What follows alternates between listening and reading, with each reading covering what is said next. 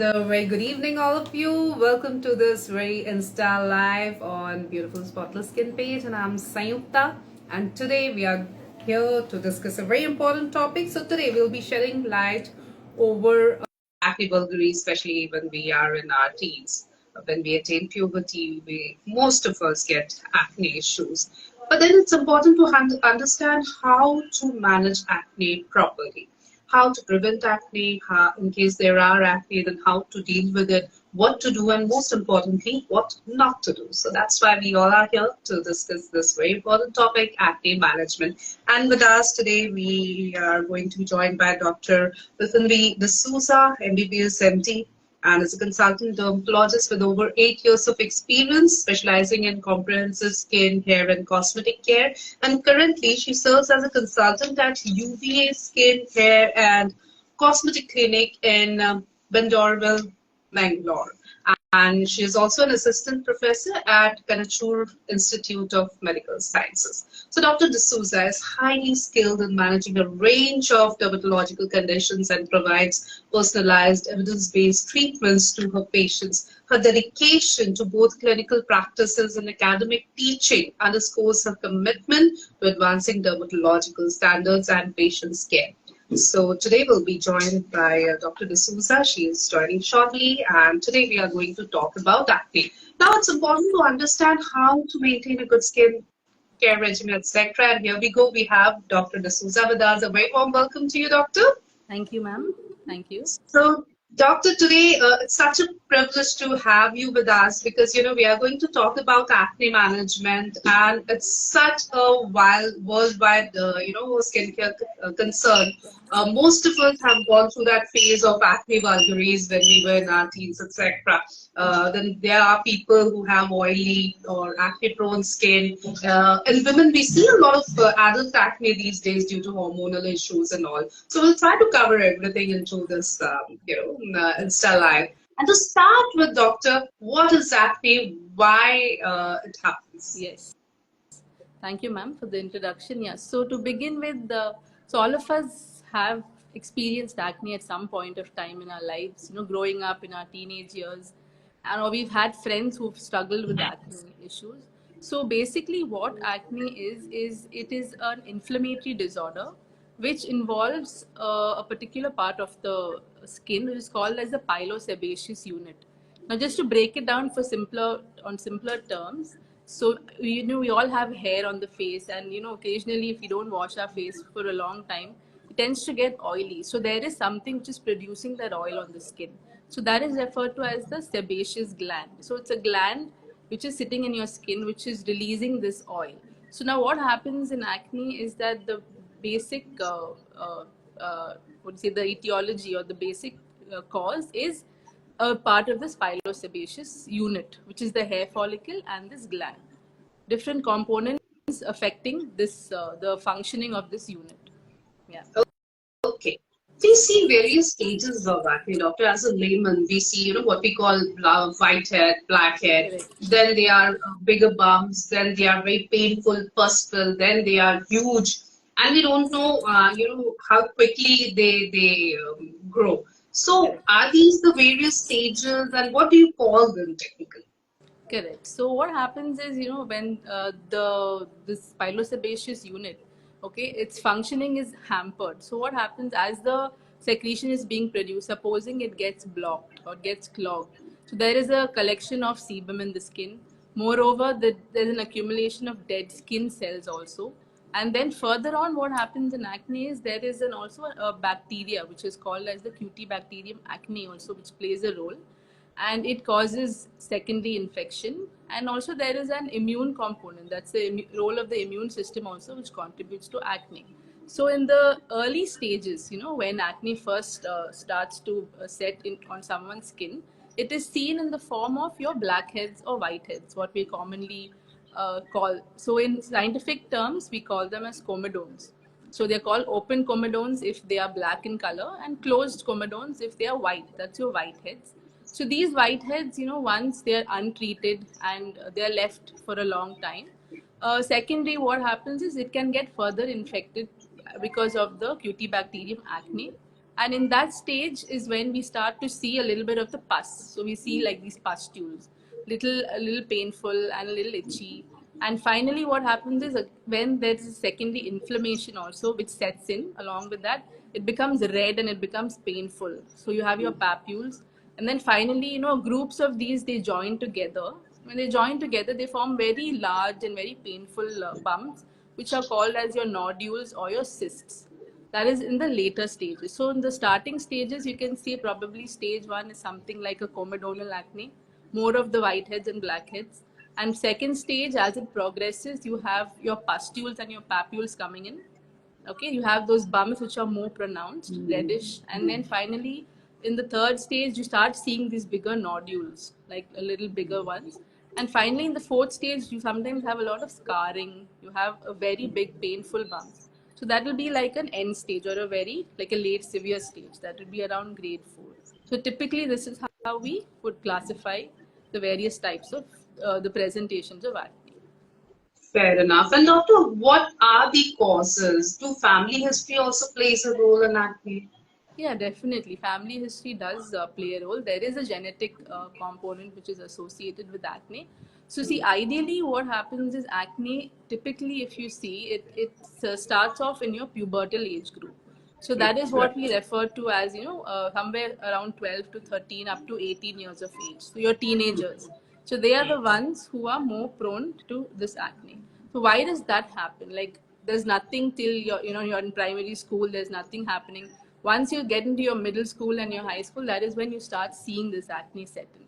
So the reason there being that there are these hormones which are now beginning to be active in the blood. So these hormones were very low, like before puberty, but once you hit puberty, certain hormones in the blood kind of increase. Okay, it's a part of the uh, process, growing up process. Puberty sets in women we have menarche, they start getting their periods, and in males we see different changes, like they start growing hair, the voice change. So all of this is taking place because of certain hormones in the blood. Now these hormones, what they do is, to the skin they have this effect where they activate these glands, the pilosebaceous unit which I was talking, or the sebaceous glands. They get very active in the presence of these hormones. So that is when we see acne coming in. So you also mentioned about a genetic component. So definitely we see that children whose parents have also had acne in their teenage years, and sometimes it's so severe that you can even see the scars in the parents. So they even have the scarring right into their 40s and their 50s, which suggests that they could have had severe acne in their teenage years. Such children are definitely prone to develop acne as well. So other than these hormonal effects, so there are even your lifestyle, the environment, the diet. There's so many other factors also which contribute to your acne. Right. As you were mentioning, acne vulgaris, how we get acne, most of us have gone through that phase during our teens and all. What happens when the kid goes to their parents that, I'm having these acne? They normally say that it's a sign of growing, which is true. Correct. And it's a very natural thing, good thing. But then they say that don't bother because they'll anyway subside. So don't panic about it. There's no need to go and consult a doctor. Not panicking is okay, but why it is important even for a teenager to go and consult with a doctor? Is it due to the scarring that takes place? Absolutely. So the thing is, many people tend to brush acne aside. The parents are like, huh, once you grow up, it'll automatically disappear. But what they don't understand is that with the severity of acne, so if it is, they are somewhere in the grade 4 or stage 3, stage 4 acne, as the acne subsides, okay, even if it does subside on its own, it will leave behind some amount of scarring. And that is concerning for anybody. Nobody wants to live with those deeper scars, especially. So in that case, always first we would say prevention is better than cure. If you can treat your acne when it's in that active stage, it will definitely reduce the chances of scarring. And in fact, studies have shown that if getting acne from the time it first started, the more you delay, the more is the risk of scarring. So that is one thing people should understand. That is the reason we always advise them to seek help early with the dermatologist. And trust me, these scars and marks, especially the scars on the pets, they look like the bigger challenge. They look like they are going to be there forever, ever, never. Exactly. So it's important, viewers, to go and consult with the right person, which is a qualified dermatologist. Now, what happens, every neighborhood parlor auntie will also claim that I'll have, facials Right. or peels, etc. And we fall for it because we have a monthly communication with them. Correct. So we share a report. Then Yes. we have these over-the-counter medication. They are so easily accessible, available. We go for it. We fall for the topical application because initially they work like wonder. So, Correct. doctor, my question to you is that why we need to refrain or not fall for these over-the-counter topical applications or any neighbor parlor auntie suggesting us to do various things over there. Why it's important to go to the doctor and not fall for these things. Right. So see, even in the media nowadays, they do promote using different products, for the acne and all of that, but they never explain in detail. Patients don't understand what the product does to the acne, how it works. They don't understand the science behind it. Although, it's nice to use and try, but you may not see results always. So that is the problem. And many a times what we've seen with our patients is, they start using products which don't even have the ingredients mentioned in the product. Like, you don't even know. It just says, like a fairness cream or an acne cream, but you have no idea of what is in that particular cream. So that is always a dangerous thing. You never know what side effects it can do to your acne. So the thing is, see, when a dermatologist, sees your skin, they study your acne, study the distribution. Sometimes what happens is patients don't understand that they may think it is acne. It may not even be acne to begin with. So there are a lot of other conditions which actually look like acne. So only a specialist will be able to help you differentiate. So no matter how many over-the-counter creams you use or take suggestions from your neighbors, friends, it will not go because it may not even be acne. Okay, that could be one thing. Secondly, there could be associated hormonal issues, or there could be other reasons. You may be taking some other medications. You may be using the wrong products for your face, which may worsen your acne, which you may not even be aware of. So, when we consult with patients, we take a detailed history. We try to find out what are they using on an everyday basis to clean their face, or the cosmetics, or the makeup. What are they using? So it helps us to identify the problems. So patients may just be treating, but they may also be using simultaneously products which will worsen the acne as well. So, they're just like half of the treatment is only being obtained at the end of the day. So they do lose out on that part. And there's so many other things. We offer even blood tests. So if there are patients who, especially in girls, if their their periodic cycles are affected. So we do take a detailed history, try to investigate, do a hormonal profile, find out what is happening. So all of this contributes to helping them sort out the acne. It's not just one magic product which you use and everything clears up. Which patients usually they want that to happen. That is the expectation they have, but they don't understand that acne. There's a lot going on in the background as to why a patient gets acne. Right. So it's important to understand the cause, to diagnose the cause, and thus it's become very important that you go and consult a qualified dermatologist so they know what is the cause and then, start eradicating the cause and help you with the acne, etc. Doctor, but when we apply these topical applications over the counter medication, initially they work wonderfully. We feel that we have, landed with a magic cream. And Correct. probably that is one of the major reasons we don't go and land up in front of the doctor. But then later on, we realizes that now our skin is an addict to that particular tube, ointment, whatever it Correct. is. Why it is important, or does it make the skin even more, prone to acne, more sensitive towards sun, etc.? Because I have seen people with more of redness on their face, very thin skin, etc., when they use these topical creams for a longer time. Correct. Yeah. So what happens in such cases is that some of these topical creams, they do work initially. Okay. Mhm. Sometimes it may just be a plate like an antibiotic cream they're using for the acne. It will work, but after some time it stops working. One reason could be that patients develop resistance to the cream. Okay, so it will not respond. after some time. It may have worked initially, but eventually again patients stop seeing the result. Second thing is, again, patients just treat one part of it. Like, for example, the cream may reduce their acne, but they don't understand that it can also irritate the skin if they're using products, which have to initially, what they it can damage your skin. Like your barrier can be affected as well. So you may also simultaneously need some barrier repairing, restoring creams, which the patient may not be using as well. So initially, when they are using it, they see result, but later on, they see also the damage which that particular cream can cause, and they don't understand that certain creams, for example, say benzoyl peroxide, when they're using it, they'll see improvement in the acne, but then they'll see that the skin is becoming red and it's very irritable, it's itchy. So unless you visit a doctor who will tell you the right way to use it, the right concentration in which you're supposed to use it, that you have to use a moisturizer, a sunscreen simultaneously to protect your skin as well. It's not just about the acne, disappearing. It's also overall improving your skin. So that is where you really begin to see the difference. That is what makes the difference.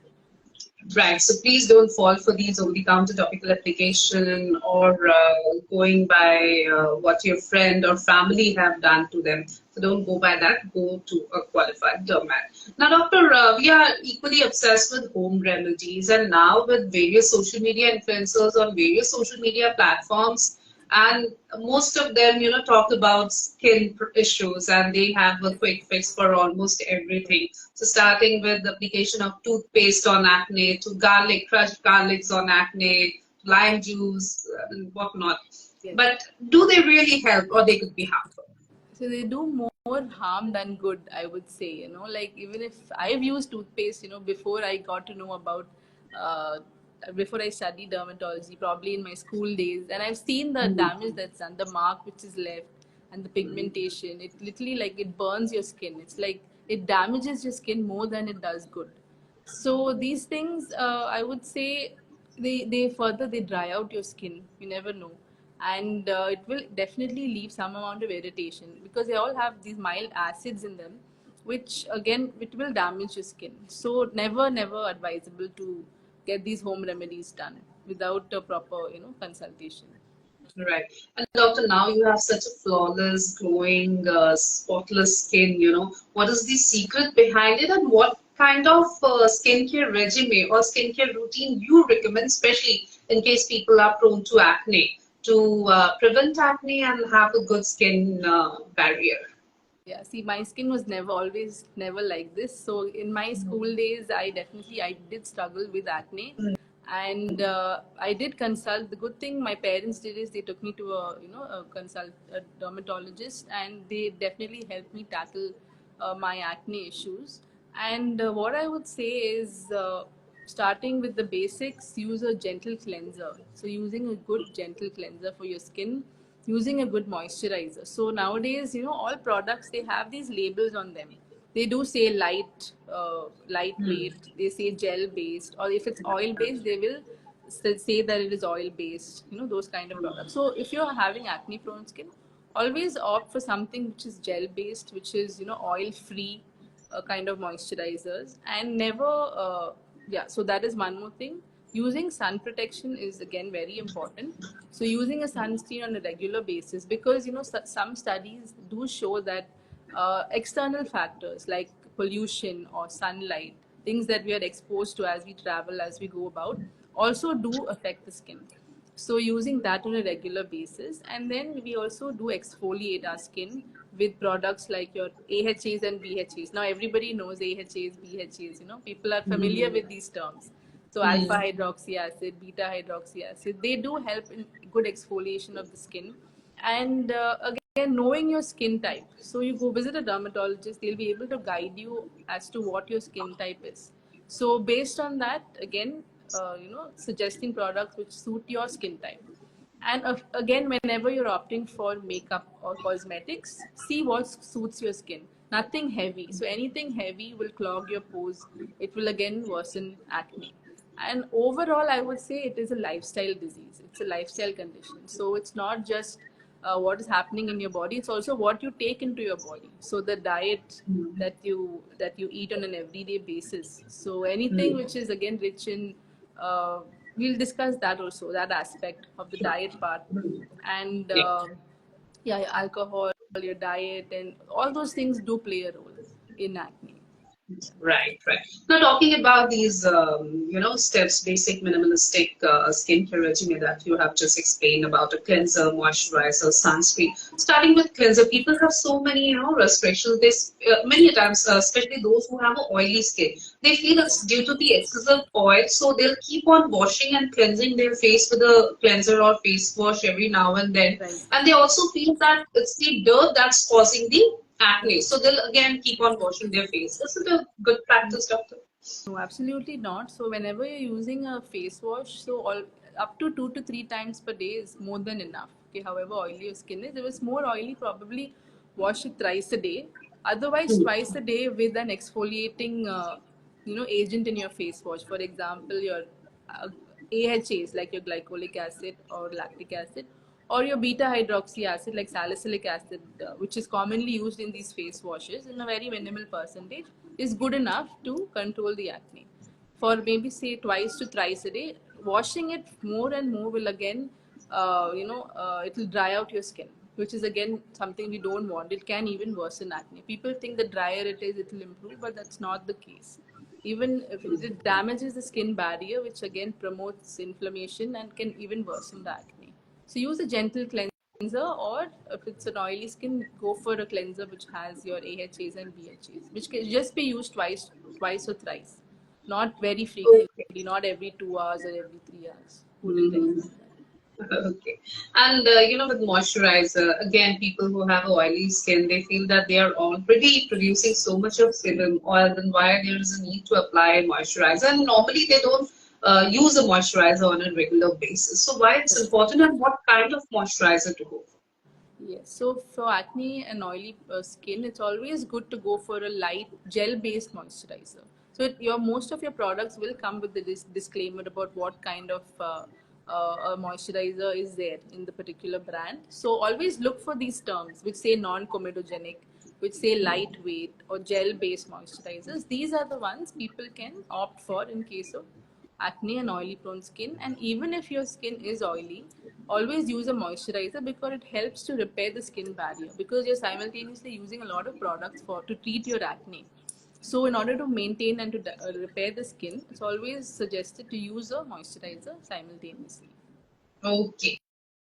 And doctor, with sunscreen, people have so many complaints, excuses for not using sunscreen on a regular basis. Many times they'll say that, they don't like the feel of the Correct. sunscreen, or it's making them sweat a lot, or they don't like the white cast that makes their skin more patchy and dull. And especially with acne, they'll say that we don't want to layer up our acne with these sunscreens. So what kind of sunscreen again to go for? And now we all know whenever we go to purchase a sunscreen, there are so many informations on the box. Correct. So what are the things that we need to take care of or take into consideration when we are buying a sunscreen, especially with respect to acne Yeah. problems? So, see, sunlight is one of the factors which is known to worsen acne. Sunlight with the external pollution also. So, it is important to Mhm. incorporate using a sunscreen in your skincare regime.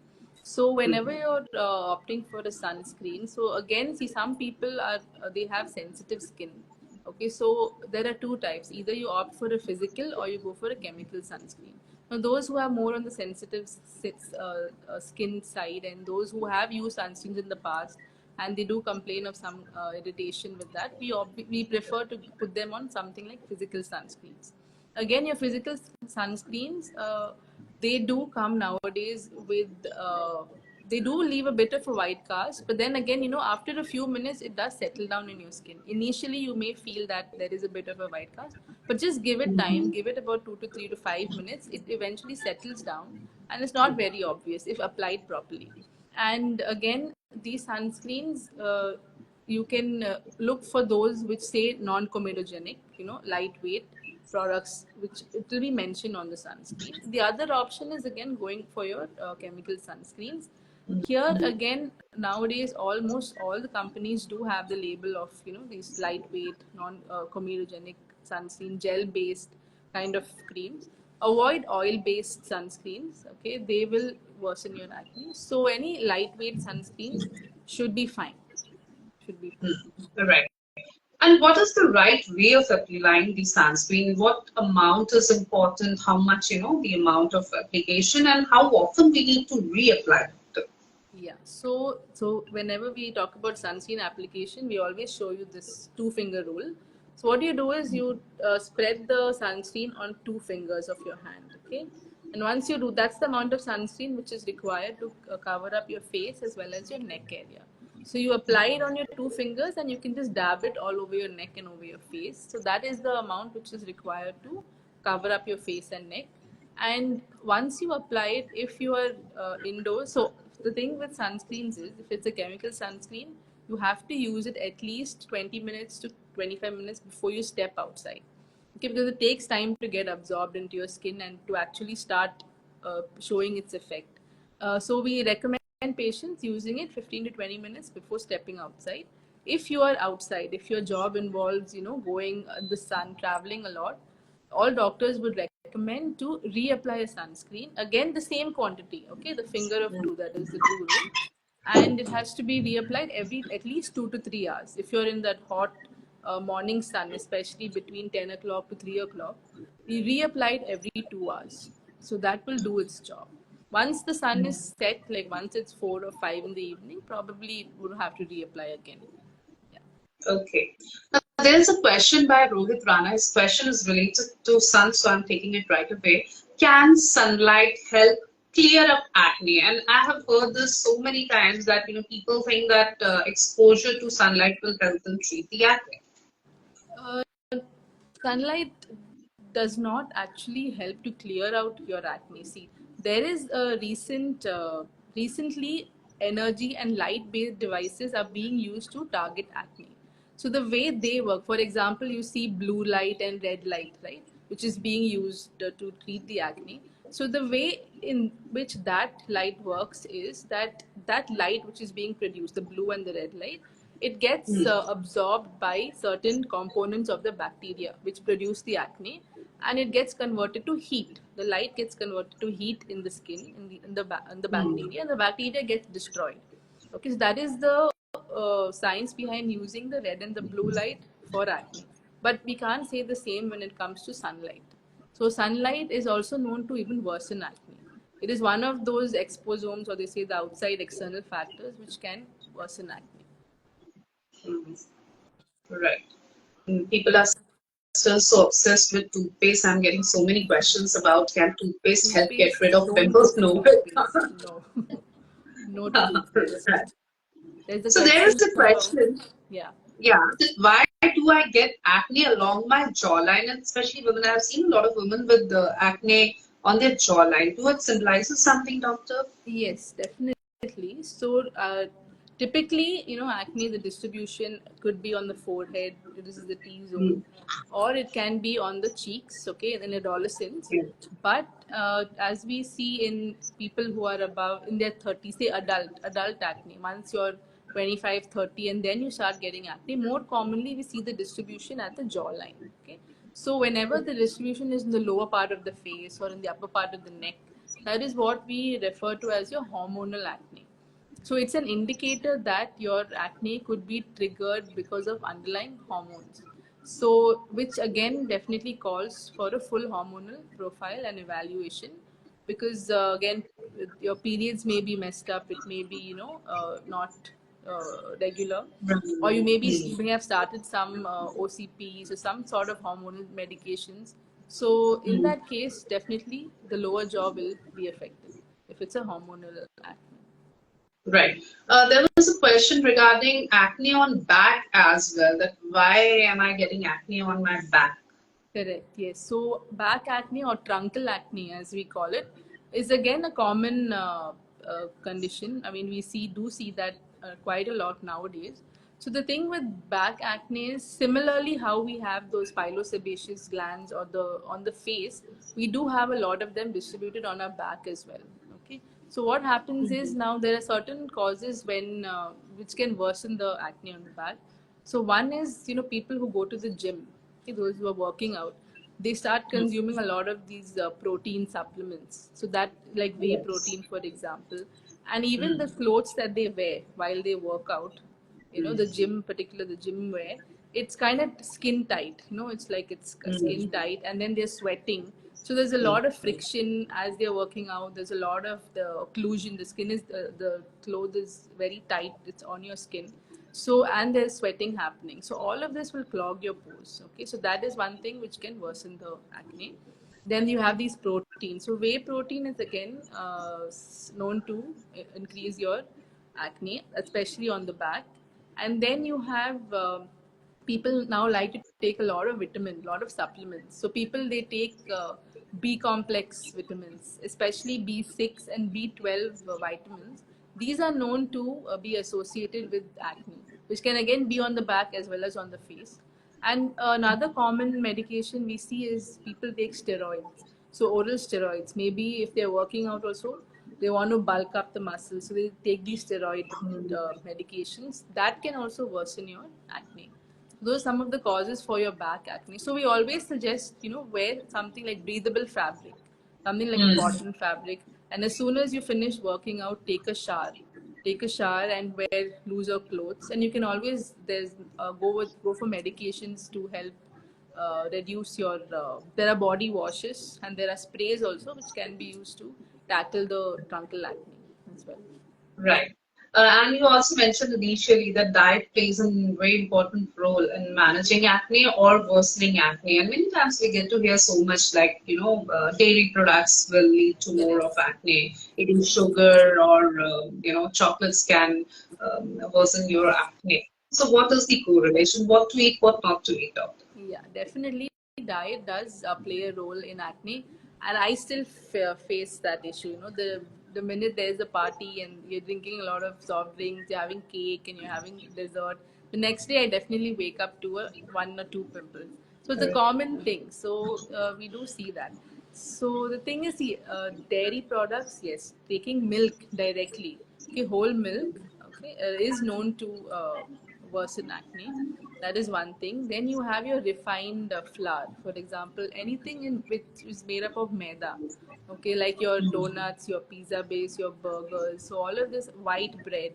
So all this which is rich in your refined flour will worsen acne. Okay, and then you have products like your fries, your French fries, starchy foods. So they definitely do increase, and overall sugars. So anything sweet, anything very sugary, it will definitely flare up your acne because all of these foods, what I mentioned, so what they do is in the blood, they increase your blood sugar levels. Okay, whenever we eat them.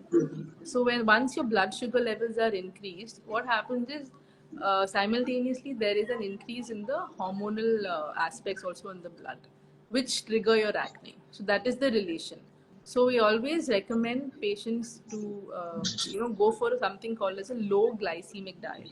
So any foods which keep your sugar levels controlled, which don't shoot it up abruptly, and go for something like go for a lot of fresh fruits, fresh vegetables in your diet. Protein is fine. Like a lot of carbs will again shoot up your sugar levels, so that will again worsen acne. So anything rich in your lot of plant-based, veg-based diet, proteins are also fine, and fresh food. Avoid any junk food, anything fried. Those kind of foods should be avoided. Right. And doctor, how to keep our hands away from our face? Because when we Right. have acne, it becomes so impossible to keep our fingers out. We'll touch our acne, try to prick Correct. our acne. How harmful they can be. Definitely, especially with youngsters, especially with teenagers, we see it. It's a habit. It kind of becomes a habit for them, and it's so difficult for them to keep their hands away from. So whenever I ask them this question, they give me that smile, that guilty smile that I've been doing that, and it's very obvious. Like you can see it on the face. You know when they're picking at the acne because it always leaves behind scars. The minute your nail or kind of touches your acne or you try to squeeze it or anything, one thing is it can get further infected, which is again bad. Another thing is you try to scratch it off and then it definitely will leave a mark. So it's called as acne excori, in fact. Patients, they go on picking. So we always try to counsel them. We try to tell them about, what could happen, how it could worsen your skin, and try to make them understand, what exactly will happen. So hoping that all of that will help to keep their hands off away from their face. Okay.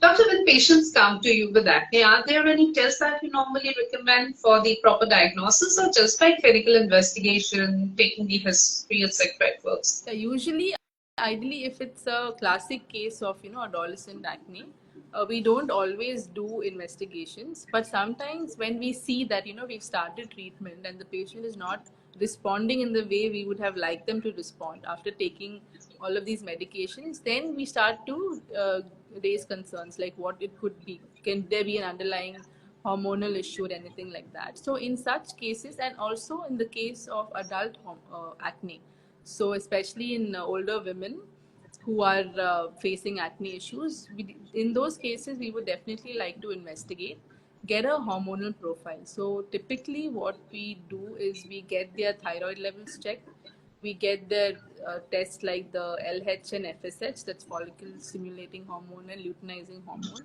We get an ultrasound of the abdomen done to check if there is any cysts in the ovaries to rule out any associated PCOD issues. And then we also get their testosterone levels, the androgen levels in the blood, progesterone levels. These are some of the tests that we do to rule out any other hormonal imbalances or any other associations. Okay. And what are the treatment options available, doctor, for acne? Yeah, so it depends upon the stage of acne. Now, supposing a patient is just starting to break out, probably just with whiteheads or blackheads, we would just go with something topical, probably a face wash along with gels.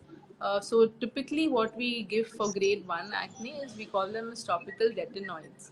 So these are nowadays people are aware of these products. So they are called Tretin cream, the tretinoin cream, or adapalene. These are some of the products that we use. They are available in the cream form or in a gel form. So those are to be applied every day.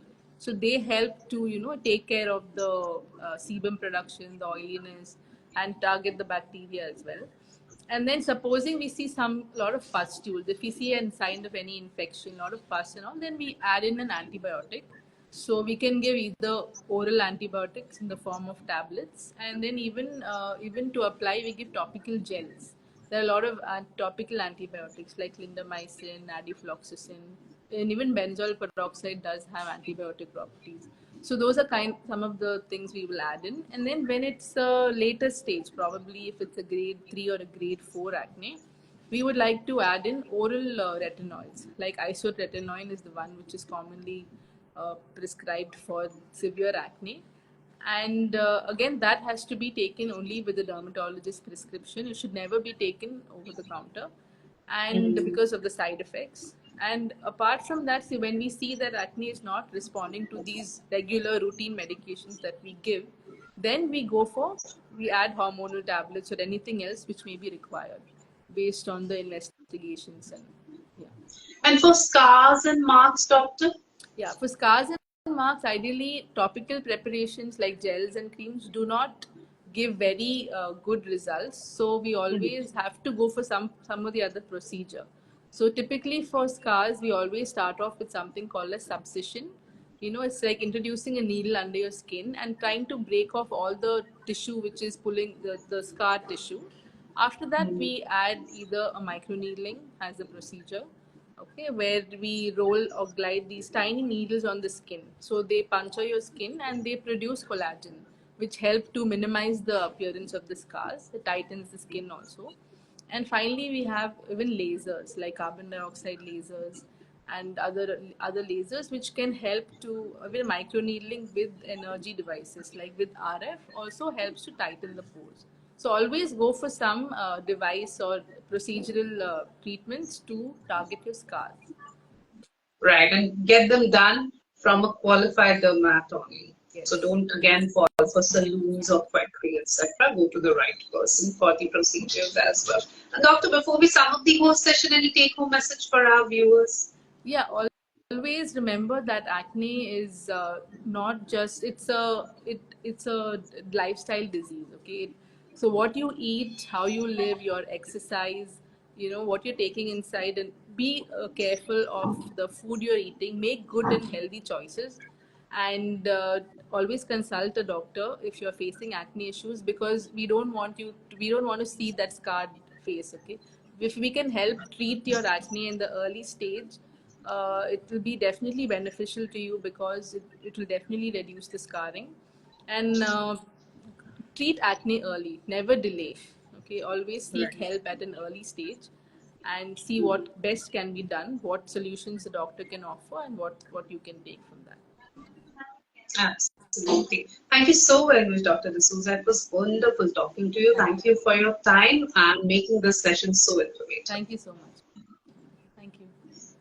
Thank you, Doctor, and thank you, viewers, for your active participation. Stay happy, stay healthy, take care of yourself, and stay connected with us. Have a good evening ahead.